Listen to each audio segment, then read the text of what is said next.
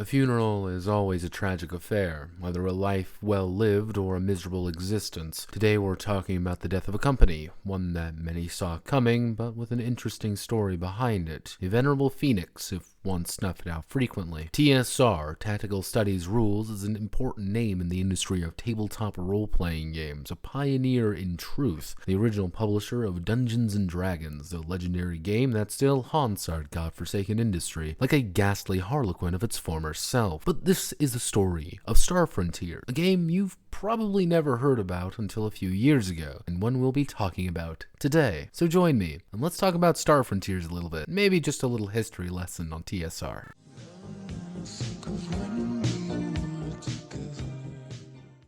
Old TSR, or the first TSR, founded in October of 1973 by Gary Gygax and Don Kay, with funding from Brian Bloom, who would become the first publisher for D&D at the time. Now, there is a story and legacy to be told about the nature of chainmail, then D&D's life, and other very important figures such as David Arneson, but we're focusing on TSR as a business, though, and business was good, baby! The first decade, TSR enjoyed massive success from its D&D and later AD&D books, with heavy profits and some well-placed investments, but this era also marked Brian and later his brother Kevin making some tactically bizarre investments and more aggressive business strategies which placed them in direct competition with Gygax himself. But money was good and a little nepotism is fine, right? Star Frontiers debuted in 1983 as a D100 system about going on space adventures in a setting mostly known for inventing skip jumping. The frontier was uncharted and untamed, but that won't stop the march of capitalism from infringing on your God-given right to shoot space aliens. It got pretty middling reviews from most people, though we did get the Drasselites.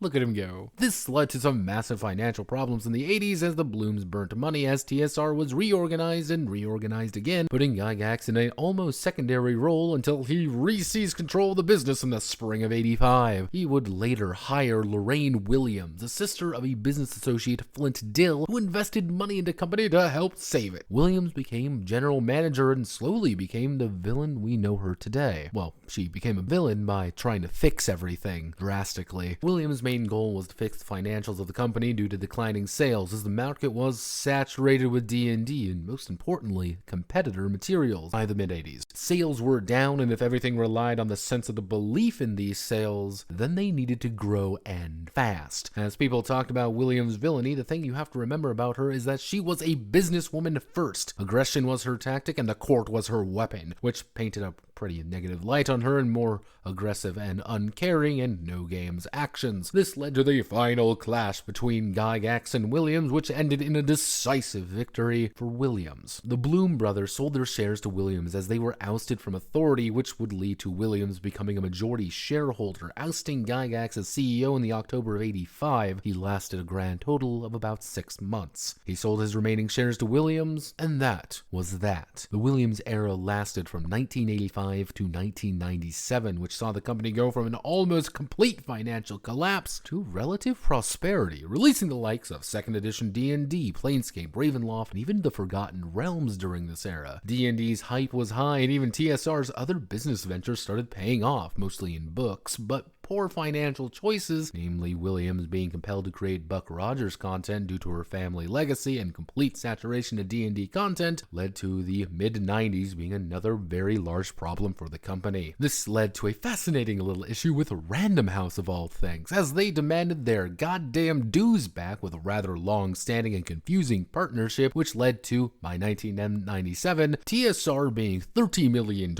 in debt from poor sales, returned product, and dashed hopes. Brokering a deal with then the incredibly successful Wizards of the Coast, they were acquired by the company to mitigate their debt. But let's have a little small talk about mergers and acquisitions, though. A merger is when two entities combine together to form a new one. Blizzard, Activision, Square Enix, ExxonMobil. When this occurs, both form a new whole with its own internal structure. Acquisitions is when a larger entity devours the other and its assets, which occurred with TSR and Wizards of the Coast. Wizards did not merge with TSR. They ate them, moved it around, and became part of the whole, which, of course, leads to our next part.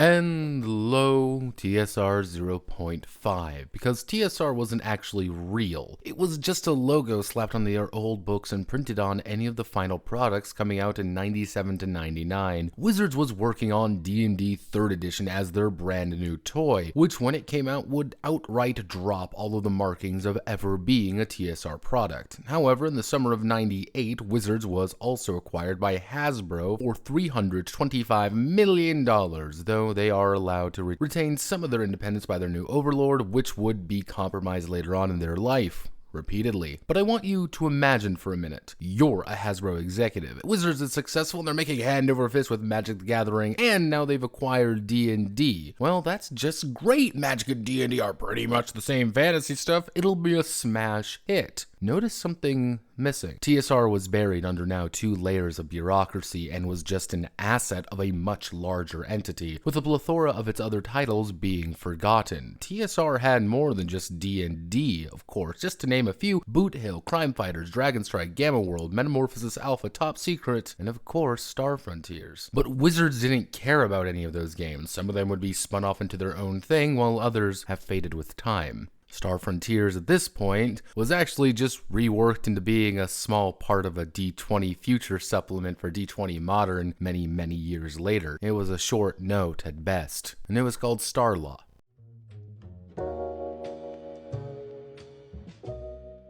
In 2004, Wizard of the Coast, potentially by their own fault or uncaring attitude, had the TSR trademark lapse. For several years, this little-known fact was, in fact, not noticed by anyone until Jason Elliott, a co-founder of the Roll for Initiative podcast, registered the trademark, thus becoming TSR 2, but we'll call it by what it actually is: Solarian Games. Bringing on Ernie and Lou Gygax, as well as other important contributors of yesteryear, the company would produce the Gygax magazine, as well as acquire the rights from Merle M. Rasmussen to produce and publish the top secret New World Order. Life was good, if quiet. Solarian produced a handful of games, almost its decade-long tenure as TSR2, such as Boombox RPG, The Hunt, Spooky Beans, and a few adventures. The Gygax brothers would leave the company in 2016 after the magazine ended, but nothing was directly negative or hostile about it. But all is not well in the land of milk and honey, of course, as when time came up to renew the trademark, someone else had already seized it.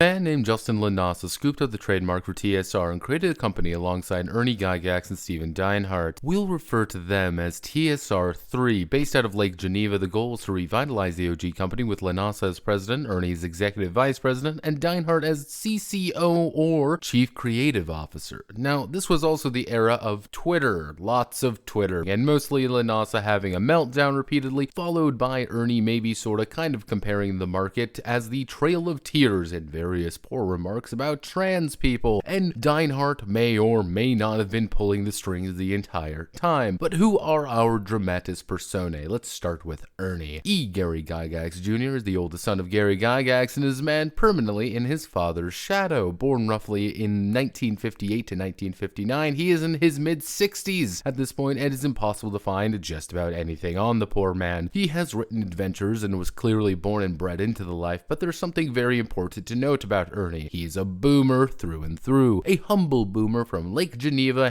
and has all the wherewithal to notice such. Finding anything really about him is difficult, but the fateful interview was what sealed his legacy. One of those bumbling boomers in a bad situation. However, one out of the 3, Ernie probably has the least amount of sin nailed to his back, as this leads us to Justin Lanasa is a North Carolinian, okay, let me sum this up for you real fast, tattoo business entrepreneur, owner of his own weapon design and gunsmithing business, real estate agent, former Coast Guard, former law enforcement apparently, and of course a North Carolina Republican district representative. A true Renaissance man in a few different ways. Not to say any of that taught him to shut the fuck up on Twitter, but hey, we're always learning, aren't we? Lanasa is the head honcho of this entire outfit and not exactly a game designer in any meaningful capacity. Thus, he's reserved that for his CCO, Stefan Deinhardt. Deinhardt.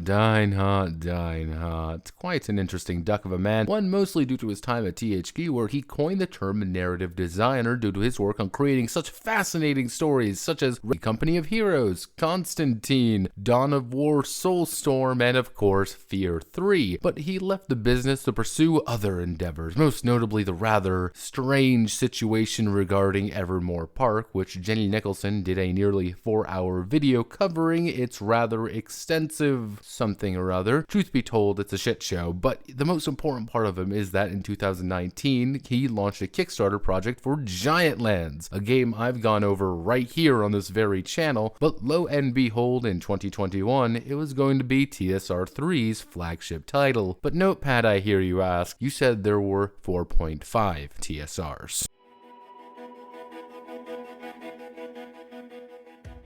Okay, things are going to get a little bit messy, but Linasa sues Wizards of the Coast over the use and power of the trademark used by TSR3. This led to Wizards to countersue over TSR's use of things. This is a fucking mess, but I will do my best to explain everything. Wizards of the Coast let TSR's trademark lapse. A trademark is a symbol, phrase, word, or design that identifies and distinguishes the source of goods from another. For example, take Wizards of the Coast's logo. This is trademark. I cannot slap that on anything and call it my own. Wizards owns the right to use that trademark, and it identifies them as the provider of the work. Copyright, on the other hand, is the legal protections as someone who creates a work and their ability to distribute it. I cannot copy and paste D&D and then sell it as my own. Even if I could, probably write the damn thing better. Now, we're getting into something a little wonky here, so bear with me. Linasa sued Wizards of the Coast because he registered the lapsed trademark of TSR, which had previously been registered under and used by Solarian Games. Now, he sued Wizards of the Coast as he was using the registered trademark as being a successor to old TSR, but this is where things start getting weird. He wanted to remove the logo from any work after 1997, the purchase of old TSR. Now we get to Wizards countersuing over the fact that he never held the right to use it or call himself a successor to TSR or sell branded merch, as he does not have the copyright of TSR or its properties. So, to sum all of that up, Linasa sued because he owned the logo, while Wizard countered because they owned the product. Owning the product is something they were not technically. You see why I just put that 0.5 in there? That's Wizard's defense and counterclaim. So where does Star Frontiers come into this? Star Frontiers is in the same boat, being under the copyright of Wizards, but Linasa owned the trademark to it. However, he referred to it as a new version without getting the right to do such, but it is an independent entity by itself. Wizards is in the wrong as they don't have the power over those trademarks, as they fail to register them repeatedly at this point, claiming that the logo is now their copyright by effectively common law trademark. Linasa is in the wrong as he believes he has some kind of pseudo copyright over the work due to owning the trademark and believing that since he is now a successor to TSR, he has a right to that trademark copyright thing. Everyone's IQ begins to freefall in this point, and Star Frontiers is now in flux as Star Frontiers New Genesis is already being pre-ordered. But let's get back to the drama.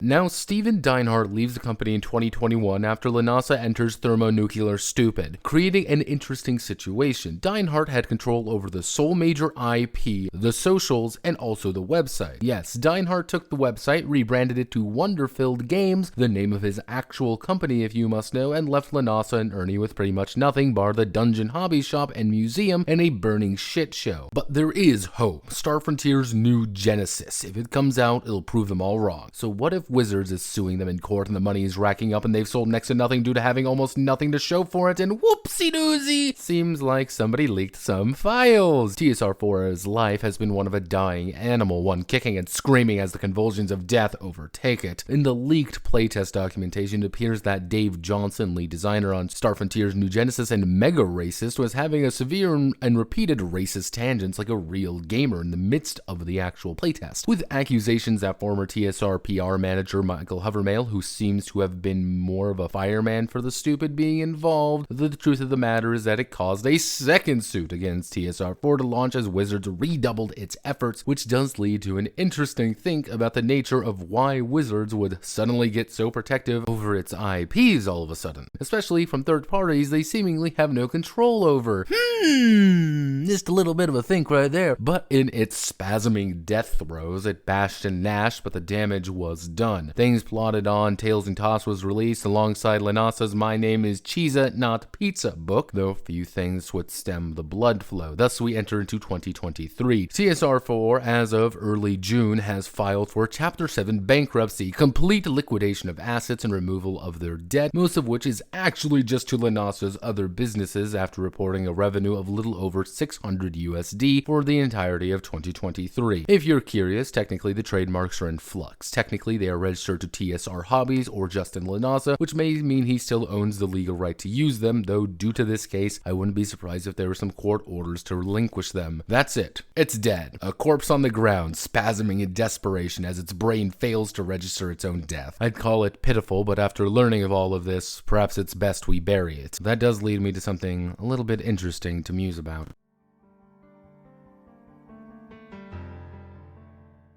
Who lives, who dies, and who tells your story? Who came out on top here? Let's see our major actors, all our lovely, lovely little fools and delirious morons, and of course, our favorite little dumb fucks. Stefan Deinhardt still has his main company of Wonderfield, and Giant Lands is coming along, though most talk of the game is in rapt confusion and making fun of the stupid theme park that'll never happen. Though he did reveal either sound business acumen or treacherous practicality in how he handled breaking from TSR 3 and the entire shit show that followed. Ernest Gary Gygax Jr., perhaps the most tragic figure in this story, is a man saddled with the fact that it's his face plastered on every news article and arguably the catalyst for this entire disaster piece. Can I declare him the villain, though? No. I think he is a 65-year-old man who has been in the shadow of his father for decades, whose every action, every interaction, and every moment has been prefaced by being the son of Gary Gygax. A person who is not a charismatic soul, not a witty one, but one who clings to the little victories and will grasp anything that would cement his glory. A guy who was set up to be the fall guy because he's willing to gamble everything. He's a fool, but one I can't hate. Just pity. Wizards of the Coast will win their case, of course. They won by their opponent shooting themselves in the face, but victory is a victory. Most likely they'll file a court injunction for the trademarks and zealously guard them going forward, though if my predictions are accurate, then perhaps most recent controversies are more tied to this case than we'd like to admit. Arguably, the two who came out best were Solarian Games and Luke Gygax. Solarian now has some name recognition and is gearing up for a new Kickstarter for top secret assets they both own the copyright and trademark for. Luke's Gaxworks has been pretty consistently pumping out products, even signing a deal with Evil Genius Productions for a new RPG using, well, Evil Genius, you'll get your own story one day, but good God, look at this man, he's 50-fucking-2, God damn! Well, we wouldn't be here without Justin Lanasa. He's taken a pretty nasty loss, and most likely he'll be in court for a while, but nothing too impactful if he's half the businessman he claims to be. It was a venture that didn't pay off. He'll go back to his life, quiet and content, forgetting any of this happened, and maybe we should follow him on that front.